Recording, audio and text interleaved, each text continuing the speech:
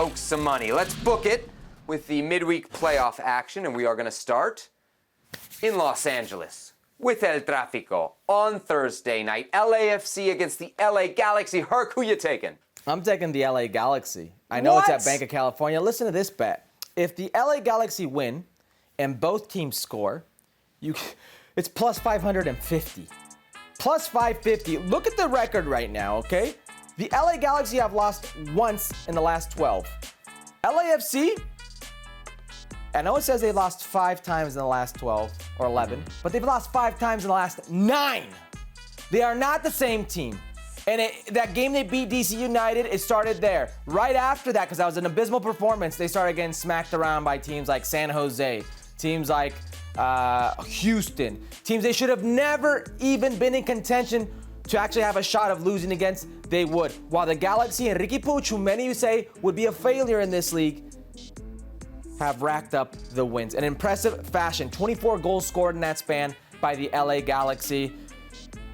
10 by Cheech, 2 assists. This team's just heating up at the right time, and you've seen time and time again how a team that heats up heading into the playoffs can be so dangerous heading into Major League Soccer and ultimately to MLS Cup. I'm taking the Galaxy in this one. So usually I think on this show you do a pretty good job disguising your LA Galaxy ways. You love LAFC, you love their gear, you love to go to their games, you love to take the family. But here we see the true bias of Herculez Gomez with the Galaxy pick. I'm taking LAFC. I'm taking LAFC to win and over 3.5, which is a payout of plus 210. So you're getting $21 back on a $10 bet. I'm not going to bet against LAFC. I'm not going to bet against LAFC. It would be like the biggest fracaso in MLS history, wouldn't it? If this team, after winning the Supporter Shield, doesn't win you're setting up MLS the Cup. I see what you're doing. Yep. A team that made a $10 million investment in the summer off of player salaries. I see what you're doing. You're setting up nice. It would be a huge fracaso. Listen, there was no need to tinker, no need to move players around, no need to get rid of guys like Danny Mosovsky, who were very good glue players and very productive players for LAFC, and yet you did. You brought in a wealth of talent, a wealth of big names, and in the last 9 games, you've lost 5. You've lost 5 games for a team that limped into their Supporters Shield trophy. I cannot overstate how important it is to have form in this league, in Major League Soccer. And right now, LAFC is not the team in the best form. Yep. All right. Bank of California on Thursday night. Maybe his half chance Futbol Americas might be around. We'll see what's going on there Thursday night at El Trafico. What about in the Eastern Conference? Because we got a game on Wednesday between Philly and Cincinnati. Herc, what you taking? Yeah, all right. I'm going to take Cincy to score over 1.5 goals. That means they got to score 2 goals, and that's going to pay you plus 230. Doesn't mean they have to win, okay? That means, doesn't even mean they could tie, they can lose. They just got to score 2 goals.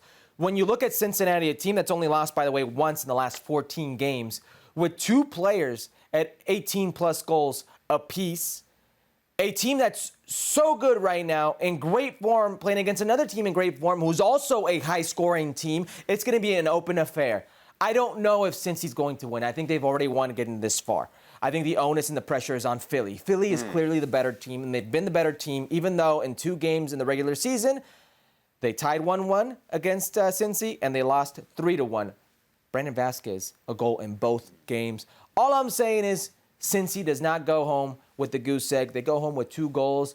Could even surprise you, but you're going to cash in on this bet at plus 230. All right, just to correct myself there, they play on Thursday, not Wednesday, Philly and Cincinnati. If you had to pick a winner, who would you pick? Philly. Just because Philly's been one of the most consistent teams all year, not just 14 games. This game for me has like craziness written all over it. Yeah. And you're going to see that reflected here in my pick. I'm taking a draw and over 1.5 for a payout of plus 360. So a nice little payout there.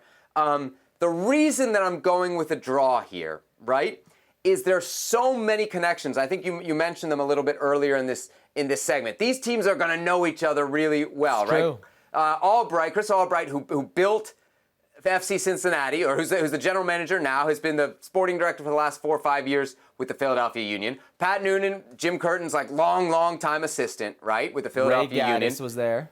These teams will know each other so well. I have to think it's going to cancel each other out. I'm with you. I still think either in extra time or in penalties, the Philadelphia Union will advance. I think they are the better team. I respect Cincinnati's firepower. That tridente, as you say, is amazing. But I think if it gets to extra time, or certainly if it gets to penalties, I'm going to go with the edge here to Philly, if for no other reason, Andre Blake, right? I mean, if you go to penalties, you want Andre Blake as your goalie. So I'm taking Philly. I think Philly will win, but my bet is draw and over 1.5 for a plus 360 payout. Well, thank you very much for watching ESPN on YouTube. For more sports highlights and analysis, be sure to download the ESPN app. And for live streaming, premium content, and let's not forget as well, ESPN FC 7 days a week. Subscribe to ESPN Plus.